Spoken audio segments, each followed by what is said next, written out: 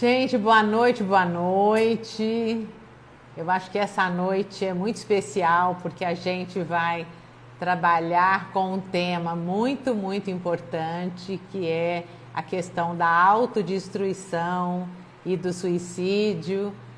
Considero a minha convidada muito especial. Vou aqui, ela está entrando.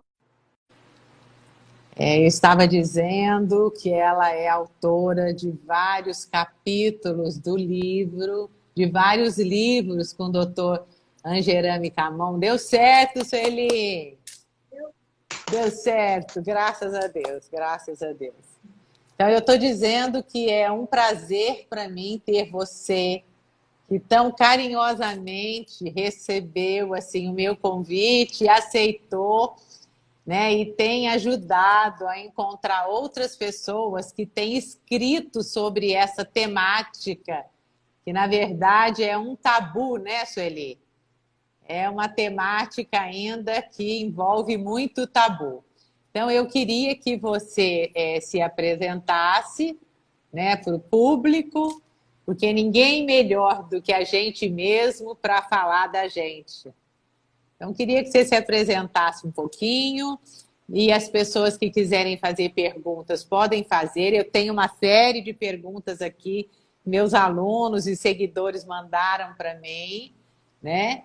E aí quero te agradecer e quero que você fale um pouquinho quem é você e o que você anda fazendo aí.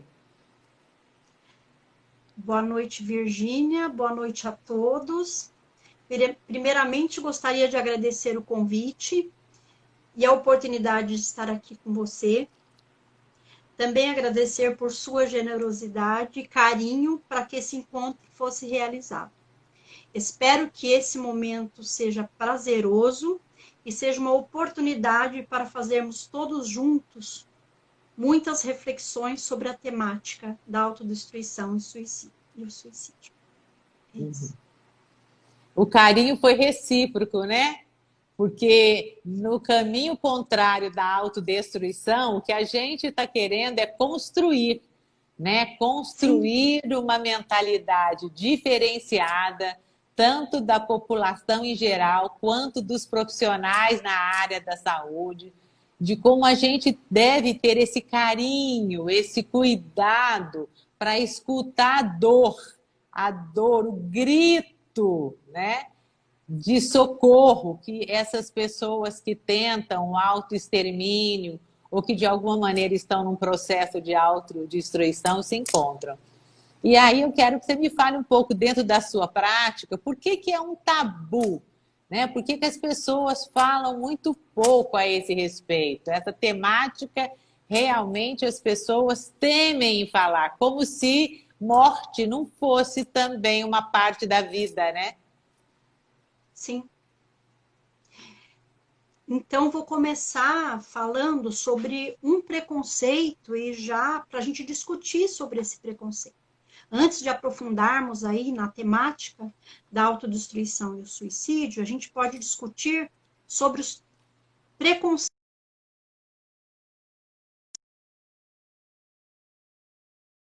sobre o suicídio com o Dr. Valdemar Augusto Angerame, que é referência nacional e internacional e o maior escritor de livros na América Latina sobre o tema.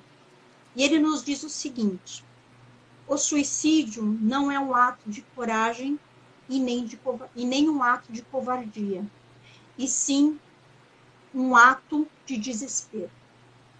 É um ato em que as pessoas buscam a morte por uma situação de desespero. Um outro aspecto importante para observarmos seria o de que a pessoa não tem a intenção de tirar a própria vida. Isso é um dado importante, mas sim de pôr fim ao sofrimento por consequência de uma situação de desespero. Aí nós tivemos dois preconceitos, elucidamos aí, né? Clareamos aí alguma coisa. Não é covardia e não é coragem, é um ato de desespero. Olha, é um mito que a gente tem que rever, né? E de repente Sim, a pessoa não quer tirar a própria vida, ela quer tirar a própria dor. né? E dentro da nossa perspectiva existencial, fenomenológica, a pessoa se adoece quando ela não vê um leque de possibilidades, né? O lequezinho se fecha e ela não vê outra possibilidade, senão, né, tirar a própria vida. E essa diferença, assim, entre autodestruição e o suicídio, como é que é, assim, nas pesquisas que você tem feito, como é que você tem se deparado com essa diferença? Sim, e acrescentando mais uma coisinha que eu acabei de lembrar, por mais que tenhamos aí buscado e alcançado uma aproximação sobre o fenômeno do suicídio, pouco sabemos sobre suas causas, pois são inúmeras, são infinitas. Sobre o desespero humano, sabemos um pouquinho mais, né? As estatísticas não alcançam e não conseguem contabilizar o desespero humano. Ou seja, o fator humano não aparece em seus números.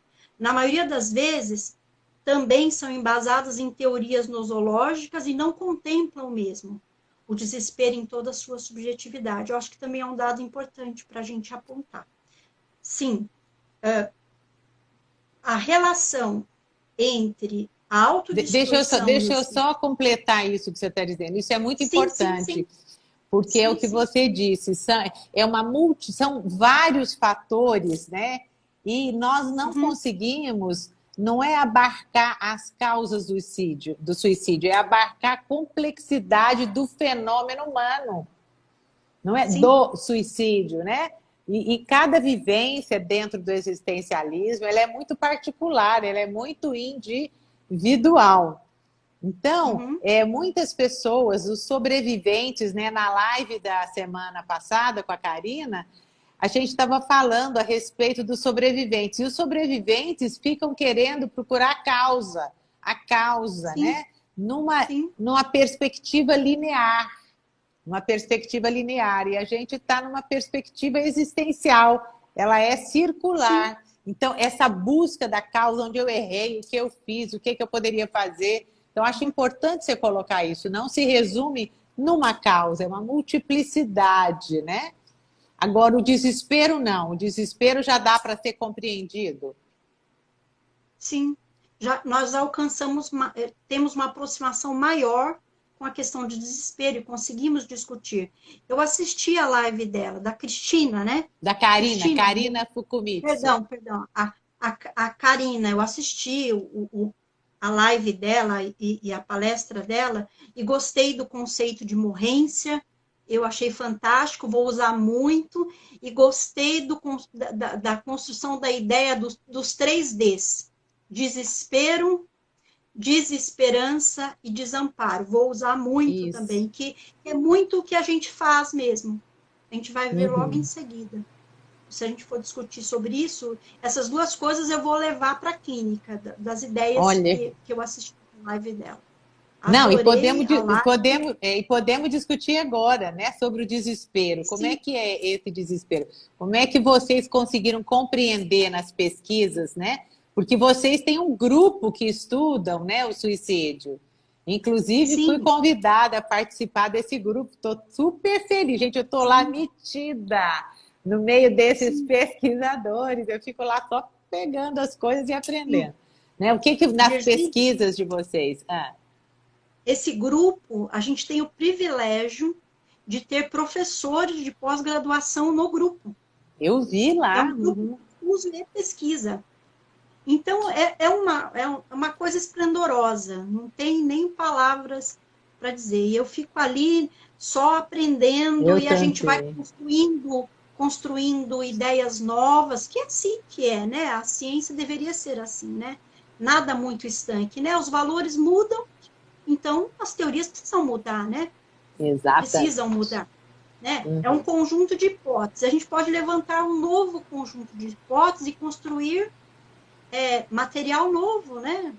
Científico, aí, diga-se, científico no sentido mais existencial, se é possível. Essas duas ideias ficarem juntas.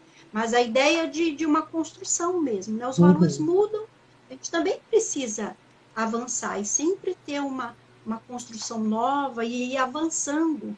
A gente estudamos muito, mas temos pouco ainda a oferecer sobre esse tema. E estudos de cientistas do mundo todo, e ainda não foi identificada uma causa, porque, na verdade, sim, porque tem muitas causas, existem muitas causas. E sim, esse grupo de estudo, ele acontece sempre aos quartos sábados, e são 3 horas de duração, das 10 às... São 4 horas de duração, das 10 às 14. Aí depois você maravilhoso. vai deixar as informações e eu vou online. colocar no meu Instagram Sim, para que as pessoas sim. tenham acesso. E um dos objetivos dessas lives que eu tenho feito é para, de alguma maneira, contribuir para que vocês tenham acesso a esses pesquisadores, a esses grupos, para a gente começar a compreender e refletir o sentido da própria existência, né? E sobre o desespero? Você ia falar do desespero, vamos falar dos 3Ds que você gostou tanto. Sim. Lá quando assisti vocês duas, né, e vou te falar agora, na frente de todo mundo, eu fiquei admirada de ver a sua, qual o adjetivo que eu posso usar? A sua leveza diante do vídeo. Você tem uma intimidade muito grande com o vídeo, e isso é lindo de ver. E eu não tenho toda essa intimidade, eu estou começando agora, essas aparições online, então eu estou meio desajeitada aqui. Todo Mas a gente vai início, aprendendo. vai aprender. Todo início é mais difícil mesmo. A gente vai criando intimidade. Obrigada, viu? E sim, a sua intimidade com o vídeo é. Você fez algum curso de teatro, de atriz? Nada. Tem uma médica amiga que Ah, ela faz lives como você. ah. Daí, fui especular e eu descobri que ela fez uma pontinha no filme do Almodóvar, né? Ah, Daí eu estou insistindo que vai que você também não. apareceu. Eu sou professora há mais de 40 anos na PUC, Tem né? isso também. Aí eu Mas é vou. diferente, né? Aí eu fui ficando acostumada, né? Eu falo que falar para um e falar para mil, para mim, é a mesma coisa. E eu gosto, né? Então, acho que, de alguma maneira, isso facilita também. No nosso grupo de estudo lá, antes, quando eu fiz a pós lá, tinha um professor, o Bruno, que ele era especialista em Kierkegaard. Então, ele nos ensinava sobre o desespero a partir do Kierkegaard. E sim, aqui o que eu posso simplificar é que o desespero é pela falta de sentido na vida. O medo da perda do sentido ou não conseguir lidar com a falta de sentido. Me parece. Você me pegou de surpresa aqui, mas eu estou construindo uma ideia. Uhum. Né? É o desespero pela falta de sentido. Esse é a forma mais ampla. E eu fico pensando que, às vezes, a pessoa perde o sentido. Eu até, outro dia, provoquei lá no meu Instagram. Às vezes, perde o sentido porque colocou o sentido apenas num determinado aspecto. Então, Sim, numa relação amorosa, por exemplo, né? Se você coloca o sentido naquele outro e vive com ele uma relação simbiótica, se você perde o outro leva também uma parte de si. Então, eu acho que a gente deveria colocar o sentido no plural. Quais os sentidos da vida? Né? sim, Ao invés do sentido em particular. Né? sim, Bom, muitos sentidos. Isso seria muitos sentidos. muitos sentidos. O resgate de sentido de vida, dos sentidos, né, de Dos vida, sentidos. Aham.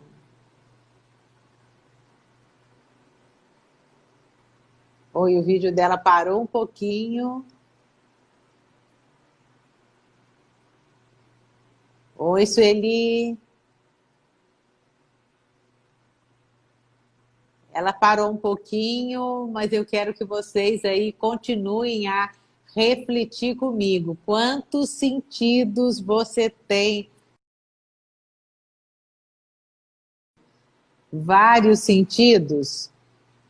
Ela caiu. Ela caiu. Vamos ver o que a gente vai fazer. Eu continuo online. Vamos ver se ela entra novamente. Falei para vocês que sou professora. Coloquem aí no caderninho, antes dela voltar, quais são os sentidos de vida. Está voltando. Quais os sentidos de vida que vocês têm e relacionar um pouquinho sobre esse desespero. Você caiu um pouquinho e eu estou perguntando para eles, porque eu tenho um e-mail também, batepapovirginia@gmail.com. O povo me manda e-mail, respondo, né, na medida do possível, são muitos, mas eu quero que vocês me enviem quais os sentidos da vida de vocês e como é que vocês já entraram em desespero. Agora, uma pergunta que chegou hoje é a relação entre comportamentos autodestrutivos e o suicídio, né? E como é que eu identifico esses comportamentos autodestrutivos? Sim. A relação entre os comportamentos autodestrutivos e o suicídio, na grande maioria das... O comportamento autodestrutivo, na grande maioria das vezes, eles são caminhos, projetos, vincados em ideações suicidas que culminam no ato suicídio.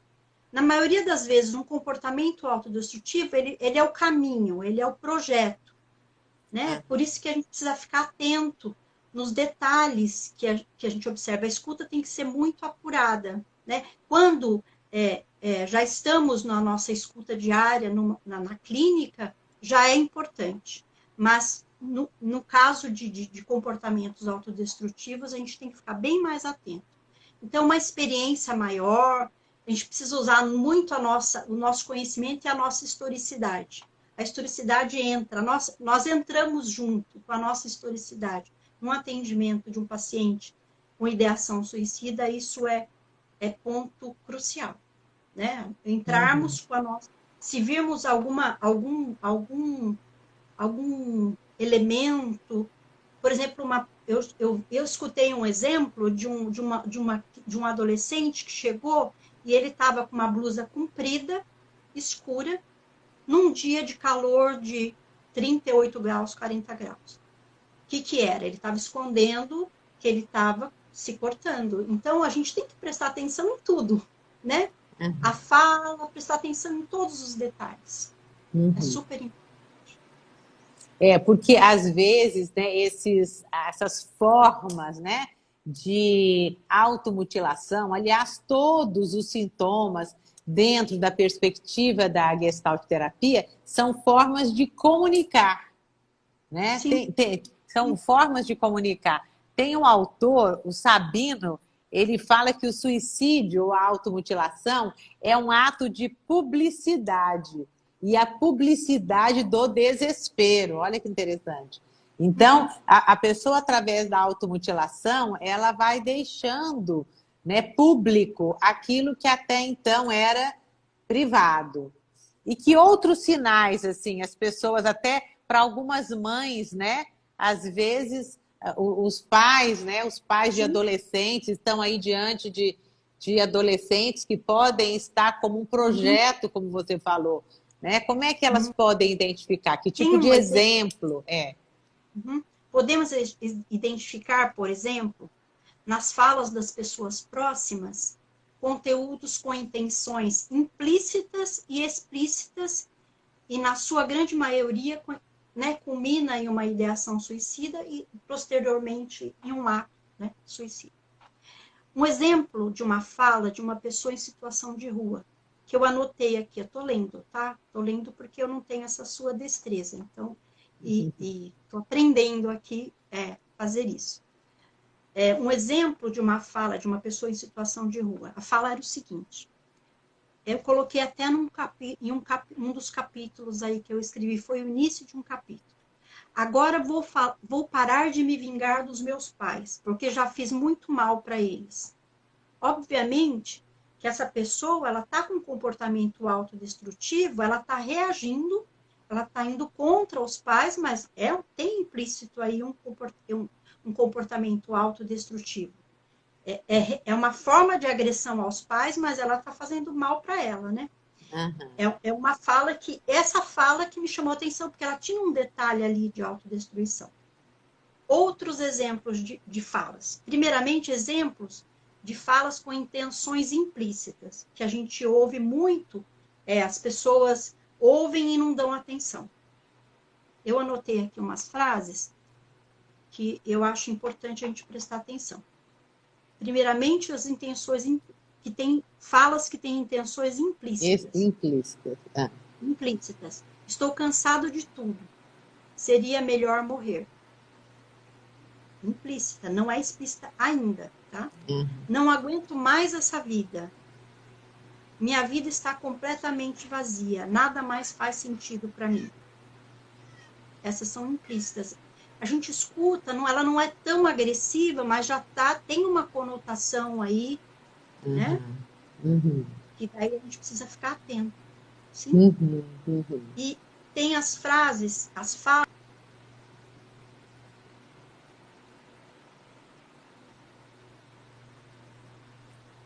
Travou o dela, a internet. Eu quero perguntar para ela como na psicoterapia, né, que ela atua, né, como é que ela lida quando o indivíduo tem, né, essas frases aí ditas num contexto clínico, né,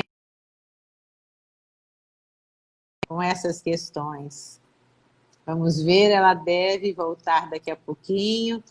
E eu quero perguntar para vocês, como é que vocês lidam com isso? Quando alguém chega para vocês e acaba dizendo, olha, realmente, né, na minha vida não tem muito sentido, ou acho que não vou fazer falta se eu não existir mais, não estou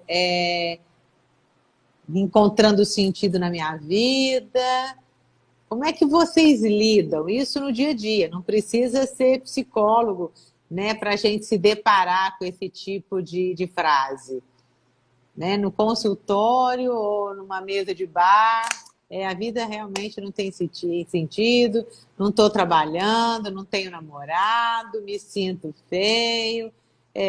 Eu acho que se eu me fosse seria melhor. Não estou valendo a pena. Não estou valendo a pena. Vamos aí aguardá-la novamente, porque ela estava falando desses sinais que ainda não são tão explícitos, né? E, na verdade, essas falas, elas são pedidos de socorro. Quem tem ouvidos para ouvir, que ouça. Então, o que eu estou ouvindo quando eu ouço? E ela disse que também que mexe um pouquinho com a nossa historicidade. Então, muitas vezes, pelo que eu entendi, vou perguntar para ela também, vamos ver aqui. Aprendi com a Karina que podemos indagar qual o tamanho da sua dor, né? Exatamente, que faz com que, olha que coisa maravilhosa, o suicídio apareça como possibilidade. Olha que pergunta, né? Faz um mês que a minha vizinha disse que sua cunhada se suicidou. Estava em depressão, em tratamento psicológico, com psiquiatra e estava com tratamento medicamentoso. Né? Mas essa pergunta que foi feita é muito interessante. Qual é o tamanho da sua dor que faz você ver no suicídio uma possibilidade? Estamos esperando a doutora Sueli, né, novamente entrar. E acho que comentei com vocês também, né, na semana passada com a doutora Karina, não sei se todo mundo estava aqui. Ela está chegando de novo, ó. Chegando. Que existem várias formas da gente cometer, né, o suicídio, né, mutilando os pensamentos, os sentimentos. Voltou. Ai, deixa eu explicar para vocês. Eu estou aqui em Camboriú, no balneário de Camboriú, e está tendo um problema aqui com a internet desde de manhã. Aham. e já ligamos, e caiu, e no bairro inteiro está com problema. Vamos ver se não cai mais. Me desculpem. Mas se Foi cair, a uma... gente volta. Se cair, a A gente gente volta. volta. Tá Eu bom. estava perguntando, eu até quero saber de você na sua prática clínica, quando você se depara com esses sinais aí, que ainda não são muito explícitos, como é que você lida com uma paciente que fala, olha, minha vida realmente não tem muito sentido, né? Estou me sentindo inútil. Qual é o manejo que você faz? Como é que você escuta isso? A escuta ela é olhando o paciente como um todo, tentando inserir essa fala em todo o contexto dele. Tem um caso que virou artigo do Dr. Valdemar Augusto Angerami, no livro sobre suicídio, que mostra um caso, inclusive, de mutilação. É um caso lindíssimo, que mostra toda a sensibilidade dele. Eu posso reproduzir isso, que, na verdade, é muito único. Eu citei o Angerami porque ele coloca lá, detalhe por detalhe, cada filigrama, cada detalhezinho, todo o silêncio que ele precisou fazer. Nesse caso, que eu acho que é um caso que vale falar, que foi uma postura que eu achei exemplar, que a moça chegava no consultório e ela se cortava na frente do terapeuta. Meu Deus! Sim, e é um caso que eu achei que tem psicólogos aí nos assistindo, e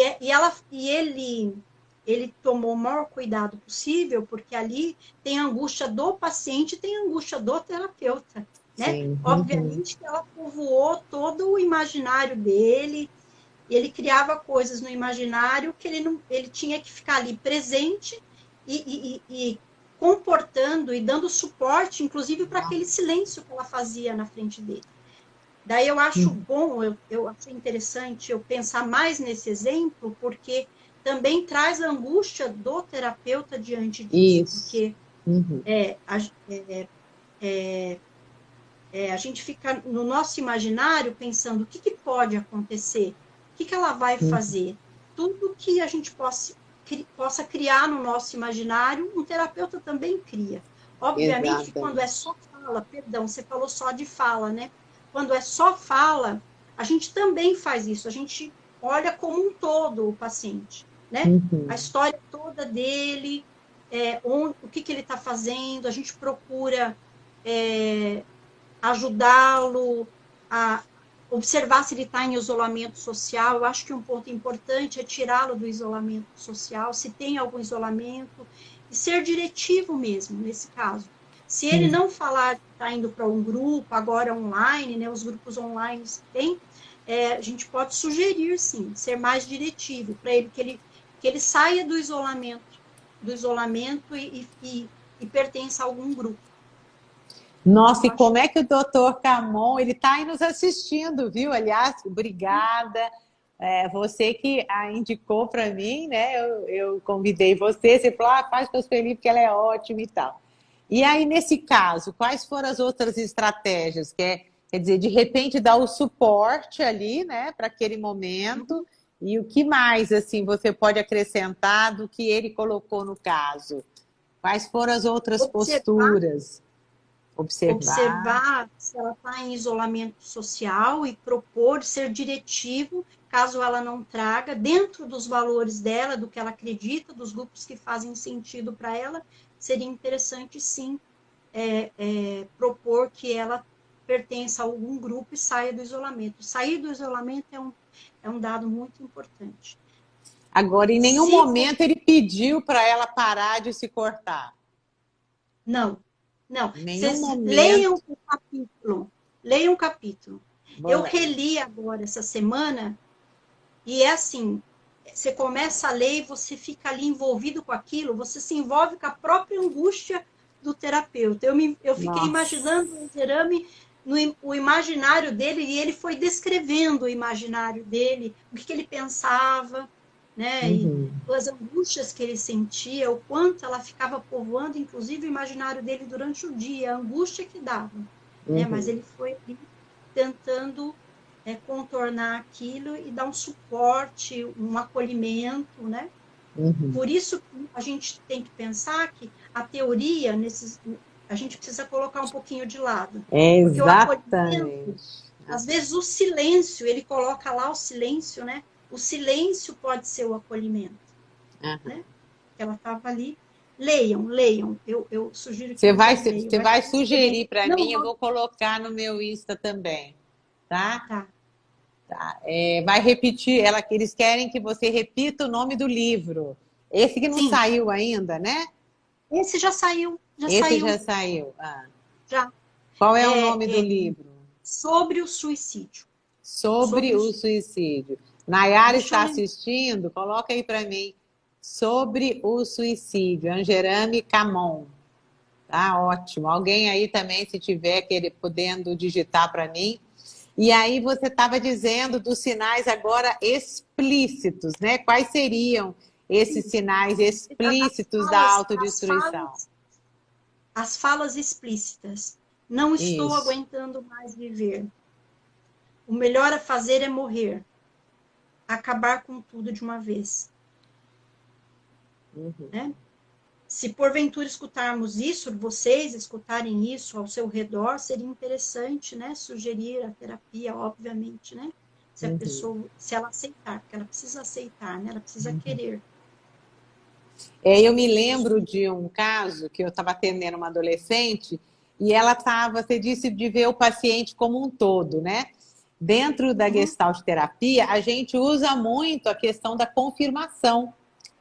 E ela dizia que a vida dela não tinha sentido, ela era inútil, ela não tinha aproveitado a faculdade, ela não trabalhava, ela não, ela não, ela não, ela não, ela não.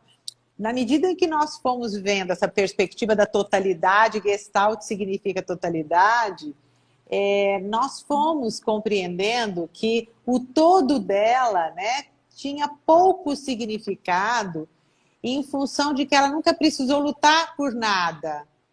Né? Existia um vazio existencial na família. Percebe? O dinheiro aí caiu do céu. E um dos sentidos de utilidade é também atingir a sua autorrealização, mas ela nunca teve essa necessidade, ela nunca teve nada, né, para lutar. Ela dizia assim, eu não tenho nada para lutar. E aí eu disse, talvez agora, pela primeira vez, lutar pela vida. Não é? Então, é importante a gente contextualizar. Às vezes, naquele momento, naquele tempo, a pessoa realmente não está vendo muito sentido. E faz sentido ela não encontrar o sentido. E o sentido seria a busca do sentido. Né? Sim. E hoje essa pessoa ela é psicóloga e ela está atendendo muito bem e ela está dizendo por que ela veio, né? O que ela veio fazer. De repente, ajudar as pessoas a encontrar o próprio sentido. Sim. Você falando de sentido, eu fiz uma anotação aqui sobre a terapia e eu queria ler para vocês. A terapia é um espaço de acolhimento e escuta cuidadosa para essas pessoas combalidas. Combalidas é uma palavra que eu escuto muito do Angerame, que eu adotei. Combalidas e com um sofrimento acima do que poderiam suportar. Quando chegam no limite, ficam com a consciência obnubilada pela dor e a falta de sentido da vida. Algo para pontuarmos também e o que nos parece bastante relevante, seria propor uma reflexão para todos, só repetindo e reforçando o que você disse.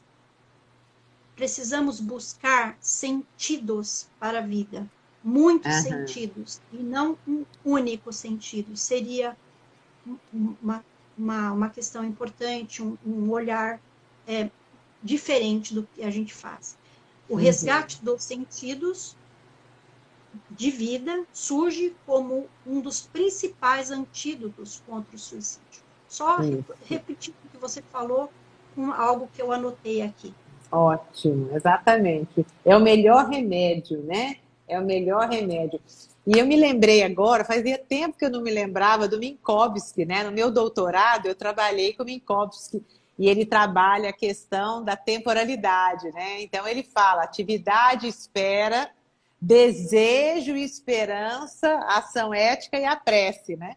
Então ele diz que um dos antídotos exatamente da depressão é ter um projeto de vida, é ter a esperança, né? E ele fala da esperança ativa, da esperança passiva, né? E aí a outra pergunta que me veio é como lidar com essa desesperança? Como Sim. lidar com essa desesperança? Né? Um paciente chega para você e aí ele está sem esperança, né? No Como lidar? consultório, e no consultório e nos atendimentos com as pessoas em situação de rua, pontuamos sempre que nunca temos o controle de nada. E que apesar de termos a ilusão sempre, né? De sempre termos a ilusão do controle. Agora ficou evidente ainda mais que não temos o controle de nada nessa vida. E qualquer inferência sobre como será, né? Como lidar com essa desesperança, inclusive nesse momento que estamos vivendo agora, né? Por exemplo, como lidar com a desesperança da volta da normalidade. Então, qualquer inferência sobre como será essa nova normalidade sempre será da ordem da futurologia. Somente inferências que não poderíamos sustentar no momento. Eu digo isso para ele. E nesse momento de superação a cada instante, nos atentar para a realidade à nossa volta. O desemprego aumentou, a Isso. desigualdade ficou mais evidente, estamos passando por um período indeterminado de isolamento, uma adequação no sentido de adaptação e criação de respostas novas, sempre que possível. E sempre que possível, poderiam ser as nossas preocupações primeiras, né? Adaptação, adequação, no sentido de nos adaptar e criarmos respostas novas, sempre criando respostas novas, né? Que agora é o momento de criar. Então, resumindo, não temos o controle, agora ficou evidente que nunca tivemos e nunca vamos ter. A gente tem que começar a aprender a lidar com isso, né?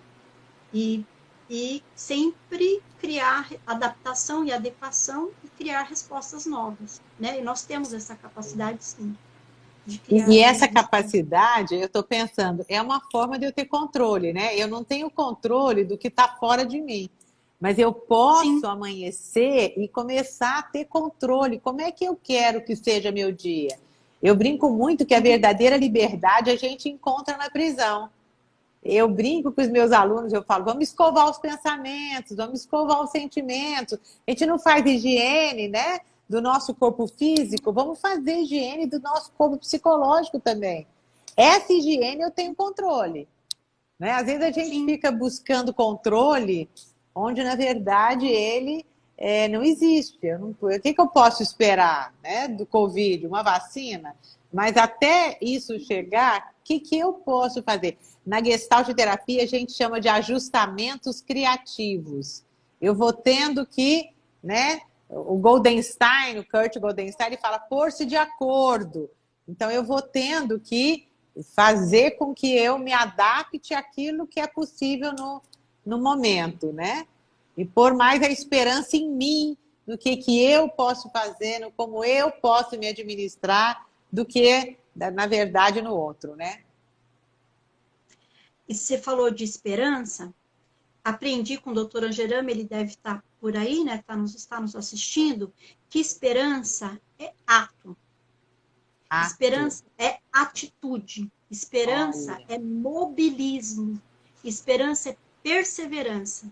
É ato, é atitude, é ação. Não é passiva como a gente sempre quer acreditar.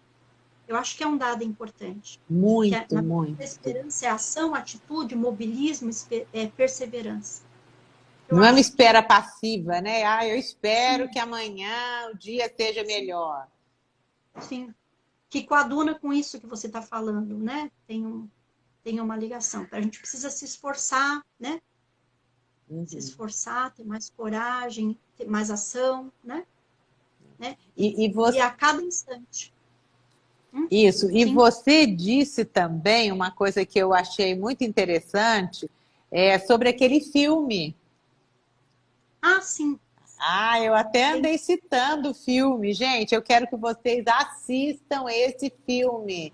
Conta um pouco do filme sim. para nós. Antes de falar do filme, vou fazer uma introdução, né? Estamos Uhum. vivendo um momento de crise política, econômica e sanitária, né? Esta crise pode exacerbar os comportamentos, sim, autodestrutivos.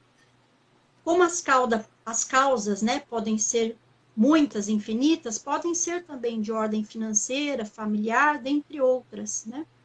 Não temos dados recentes, mas sim, uma crise como esta pode exacerbar os sentimentos de desespero, o sentimento de desamparo, que alguns apresentam Uhum. quando têm dificuldade de cuidar de si, né?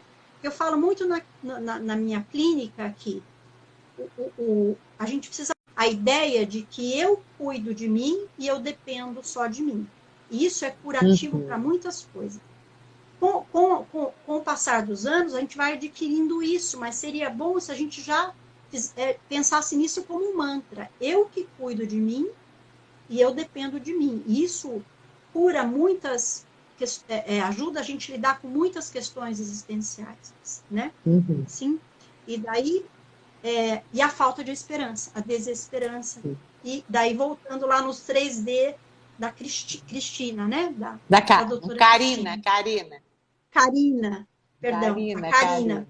E ela Ah. fala do desamparo, né? Eu coloquei aqui sentimento de desespero, sentimento de desamparo que alguns apresentam quando têm dificuldades de cuidar de si próprio e a falta de esperança. E ela coloca lá, né? Desamparo, desespero e Desespero. desesperança. É a Uhum. mesma coisa, por isso que a gente está pensando as mesmas coisas, né? Em núcleos diferentes de estudos. Uhum. Então, o filme ele tem como título A Felicidade Não Se Compra, É do lindo, diretor gente. Capra. O filme é de 1946. A fotografia e a genialidade do diretor já valeria assistir o filme. O filme traz a temática do suicídio, retrata o esgotamento das possibilidades de solução diante das vicissitudes da vida e o total desespero do personagem. E mostra também que sempre há uma alternativa que, na maioria das situações de nossa vida, não vislumbramos.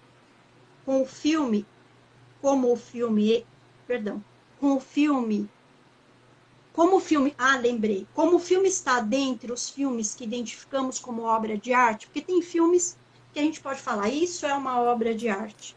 Ele será um filme que poderá proporcionar uma experiência única e para cada um que assistir e de acordo com a subjetividade de cada um, né? O enredo conta a história de um homem modelo, o gentil e honesto e querido por quase todos, de uma pequena cidade.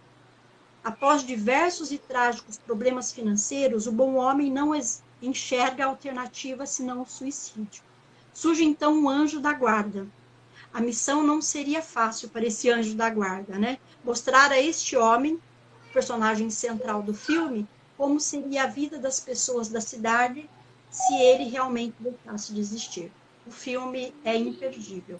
Enfim. Recomendo a todos. Olha, É um como filme que a gente seria, na nossa olha que coisa programação. maravilhosa. Hã? Como é que você disse? Eu não ouvi o finalzinho. É um filme que nós. Perdão, eu te interrompi, né? Tá Ah, vendo? É falta de experiência. Me desculpe. O filme nós assistimos numa pós-graduação sobre suicídio. olha que Ele interessante. foi muito emocionante. Todos se emocionaram, todos os alunos se emocionaram. É um filme que nos deixa muito mexido, nos modifica, inclusive. Eu acabei assistindo, porque você disse, chorei muito. Como foi a sua experiência? Chorei. Ah, eu vou chorar de novo. Ó, tô aprendendo, hein? Ah, viu como você aprendeu rapidinho? Aprendeu muito rápido. Eu fiquei muito mobilizada. Primeiro, porque eu me lembrei que todos nós temos um anjo da guarda. E o mais interessante é que o anjo, para ser promovido, para ter asas, ele teria que, de alguma forma, né, salvar aquele homem. E é uma experiência assim, incrível, porque quando ele vai vendo os flashbacks, né, o sentido da vida, porque muitas vezes, num ato de desespero, a pessoa resolve fazer um corte na totalidade. Então, naquele momento, ele recorta a vida numa semana, num mês, num ano, ele já tem 30, 40 anos. Então, quando você, eu gosto muito da palavra elasticar, quando você elastica, sabe? Quando você pega o elastica a sua vida. Porque às vezes o ato de desespero, o suicídio acontece aqui, ó. Aqui, porque você perdeu essa noção de totalidade, não é? Então, quando ele percebe o que seria da vida daquelas pessoas, gente, vamos fechar o olho e perguntar um pouquinho para a gente, né? O que seria de algumas pessoas que nos rodeiam se a gente não existisse? Né? O que seria para minha mãe se eu não existisse? Ela não teria tido o prazer da maternidade?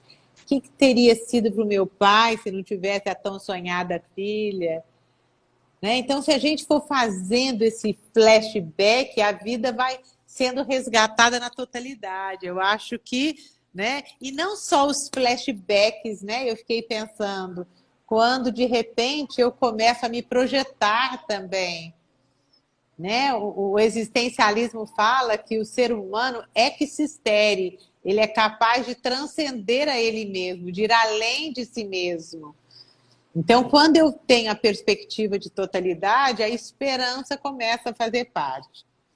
E eu me lembrei de uma dinâmica que eu já fiz há muito tempo, quando eu trabalhava com os médicos aqui, também com a temática da morte, que diz o seguinte: alguém tinha falecido e essa pessoa foi convidada para ir, né, ao cemitério, porque tinha alguém lá que ela conhecia que estava, que tinha partido. Aí ela vai correndo, e eu lembro que eu me imaginava aqui em Goiânia, né? Era o cemitério ali na Fama, e eu lembro que eu entrei também na dinâmica, eu só apliquei porque eu vivi, e aí eu ia correndo porque o trânsito estava difícil, já estava chegando a hora de ser enterrada essa pessoa, aquele desespero. Quando eu cheguei no caixão, nessa dinâmica, quem que estava lá no caixão, Sueli? Eu mesma. Eu levei um susto. Quero que vocês façam essa dinâmica. Eu fiquei desesperada. Eu me vi lá. Nossa, eu fiquei desesperada. Num segundo momento, a dinâmica convida a gente a permanecer deitadinha no caixão e refletir o que as pessoas que estão à nossa volta estão dizendo. Seriam os nossos anjos, Sueli. Né? O que essas pessoas estão dizendo? Aí eu me lembro que eu fiquei assim tocada, porque eu ouvi, né, uma pessoa dizendo, mas ela trabalhou tanto, mas ela correu tanto. Aí me deu um nó na garganta, me dá um nó até agora, porque eu continuo correndo. Né? E aí as outras pessoas iam dizendo eu tô até suando de novo, uma série de coisas para mim. E aí, na segunda parte, né, depois que eu já tive tudo isso que as pessoas estariam dizendo de mim, o que eu gostaria que elas dissessem? O que eu gostaria que elas dissessem? Né? E aí eu lembro que eu vi meu marido, tenha mais tempo para mim. Gente, façam isso. E o legal, Sueli, é que a diferença entre o que eu ouvi e o que eu gostaria de ter ouvido é ali que mora a esperança. Acho que eu achei o lugar para a esperança, né? Pensando aqui juntinho com vocês. Talvez ela more entre aquilo que eu estou fazendo, aquilo que eu gostaria de fazer. E aí, na dinâmica, é muito legal, porque depois você é convidada a sair do caixão. E eu lembro que eu saí rapidinho, passei o meu batom e falei, nossa senhora, que é a coisa que eu mais gosto, ainda há muito a ser feito. Né? Então, acho que essa dinâmica encaixa um pouco nessa dinâmica aí do filme, É quando a gente vê o sentido que a gente tem na vida das pessoas. Agora, uma dica: não vai procurar sentido na vida da pessoa que você não tem. Tem gente que você não tem sentido de vida mesmo. Se eu for procurar. Não, eu acho que até tem. Se eu for procurar o sentido de vida que eu tenho numa pessoa que tem raiva de mim, eu tenho sentido na vida dela. Ela sente raiva de mim, olha que legal. Eu consigo colocar a raiva dela em alguém, no caso eu. Então, eu acabei de descobrir que a gente tem sempre um sentido na vida das pessoas, né? Independente da qualidade aí do sentido. Bom, e o que mais? O que você pode um pouquinho falar também da sua experiência a respeito do suicídio? Você já teve, por exemplo, pacientes que se suicidaram? Essa é uma pergunta Tem. que chegou Sim. aqui para mim. Ela já teve? Como é que ela vê isso? E uma pergunta também sobre o suicídio assistido. O que você acha do suicídio assistido? São essas duas perguntas que eu anotei aqui. Tá. Tive caso de um paciente que ele estava envolto ali com as questões de droga, usuário de crack. Ele era um delegado federal, perdão, estadual do norte do país. Ele veio ao meu consultório especialmente para ser atendido, porque ele recebeu uma indicação e ele não aguentou ele não suportou um diagnóstico de AIDS e ele se enforcou. Na verdade, a história foi que ele não queria ir para um centro de recuperação. A irmã dele veio ao meu consultório e eu falei, olha, é melhor a gente fazer uma clínica de recuperação para ele provisória, em São Paulo inteiro ser a clínica para ele, ser a clínica. E ela não quis ouvir e internou. Ele já começou a ficar mais fragilizado, porque ele não se deu muito bem na clínica. Ele voltou para o meu consultório e reclamou muito, que ele foi muito maltratado, e foi verdade mesmo. Depois eu fui investigar a clínica, realmente ela não tinha alguns procedimentos que não eram muito éticos, enfim. Mas daí foi uma série de causas. Ele foi perdendo a condição humana, ele foi se perdendo, tudo foi perdendo sentido, ele começou a cometer um monte de excessos, um monte de comportamento, vários sucessivos comportamentos com muito excesso e comportamentos autodestrutivos. E culminou num ato de suicídio. Um dia ele estava em casa e a irmã falou para ele que se ele não parasse com aquilo, ela ia chamar a ambulância e ele ia ser mobilizado. Quando a ambulância chegou, ele já tinha se enforcado. Nossa, então, bem, a família também, às vezes, ela interfere, né? A gente tem... Por isso que, nesse texto, nesse capítulo, nesse livro sobre o suicídio, o Angerami pontua. Quando o paciente vem, se ele aceitar e se for de comum acordo, se ele autorizar, é importante que a família também se envolva, né? No caso, ela ficou fazendo algo que não seria o mais indicado. Mas, enfim, foi um conjunto de coisas. Foi um conjunto de coisas. Sim, atendi. E a internação também é uma coisa que precisa ser questionada, né? Sim. No caso dele, prejudicou bastante o atendimento dele, o processo dele. Não cabia uma internação naquele momento. Precisaria ser uma coisa mais cuidada, de um modo mais cuidado. Né? Não foi, no caso dele, não foi bom. E o suicídio assistido? A pessoa perguntou. Suicídio assistido. A última vez que eu escutei e a gente discutiu sobre isso foi no colóquio, o segundo colóquio de Sartre, em 2017. Lá nesse colóquio, fizeram essa pergunta, né, do suicídio assistido. Se eu me lembro bem, daí eu vou ficar devendo a resposta, mas vamos ver se minha memória está boa. a ideia é de que o suicídio assistido não é suicídio. Se eu não me engano, foi isso que a gente discutiu. Já faz 3 anos, porque o suicídio ele é uma coisa que você faz com você, né? Quando é o outro que faz, então não é suicídio. Pela lógica, eu estou indo e tentando buscar aqui na minha memória uma resposta, mas eu fico devendo essa resposta de uma resposta mais elaborada. Tá? Eu fico devendo a resposta, mas de acordo com o que eu entendi, é isso, que se é assistido, não é suicídio. Não é suicídio. Né? E eu queria que você falasse também, então, novamente, sobre a roda de conversa, né? Sobre os livros, né? Que você é coautora de 4 livros, gente, sobre a temática, ainda tem livros em andamento, né? E aí tem um que fala sobre suicídio no cinema, né? Então, tem muita coisa ainda aqui que não deu tempo, Sueli.